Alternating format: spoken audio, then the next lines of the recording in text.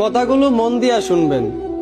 গাধাকে যখন সৃষ্টি করা হলো তখন গাধাকে বলা হলো, তোমাকে সকাল থেকে সন্ধ্যা পর্যন্ত প্রচুর পরিশ্রম করতে হবে, সারাদিন পিঠে বোঝা বয়ে বেড়াতে হবে, খেতে পারবে শুধুই ঘাস, তোমার মাথায় কোনো বুদ্ধি থাকবে না, আর তোমার আয়ু দেওয়া হবে 50 বছর।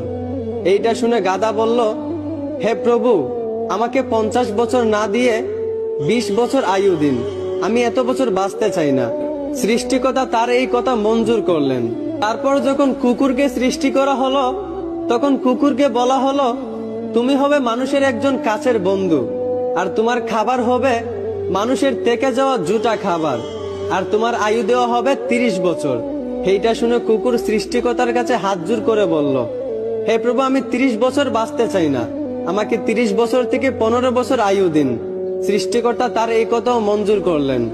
তারপর যখন বানরকে সৃষ্টি করলেন তখন বানরকে বলা হলো, তুমি শুধু এই গাছ থেকে ওই গাছে ঝুলতে থাকবে আর মানুষকে বিনোদন দেওয়ার চেষ্টা করবে, আর তোমার আয়ু দেওয়া হবে 20 বছর। এইটা শুনে বানরও হাত জোড় করে সৃষ্টিকর্তার কাছে বলল, হে আল্লাহ, আমাকে 20 বছর না দিয়ে 10 বছর আয়ু দিন, আমি এত বছর বাঁচতে চাই না।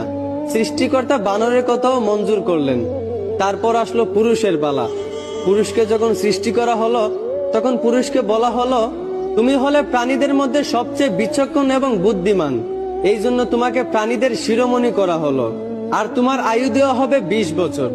এইটা শুনে পুরুষ সৃষ্টিকর্তার কাছে হাত জোড় করে বলতে লাগলো, হে প্রভু, 20 বছর আয়ু একদম কম হয়ে যায়, আমি আরো বেশি দিন বাঁচতে চাই, আপনি বরংস গাধায় যে 30 বছর আয়ুটা ফিরিয়ে দিয়েছিল ওই আয়ুটা আমাকে দিয়ে দিন, আর কুকুর 30 বছরের মধ্যে যেই 15 বছর আয়ুটা ফিরিয়ে দিয়েছিল ওই আয়ুটাও আমাকে দিয়ে দিন, এবং বানর 20 বছর থেকে যেই 10 বছর আয়ুটা ফিরিয়ে দিয়েছিল ওই আয়ুটাও আমাকে দিয়ে দিন।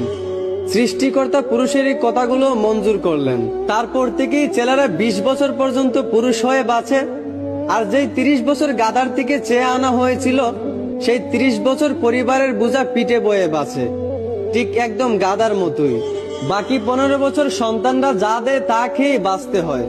যেমন একটা কুকুরকে মানুষ যা দেয় তা খেয়েই বাঁচে, ঠিক তেমনি একটা পুরুষও বাকি 15 বছর এইভাবেই কাটাতে হয়, ঠিক একটা কুকুরের মতোই। আর বাকি 10 বছর পুরুষদেরকে বানরের মতোই বাঁচতে হয়।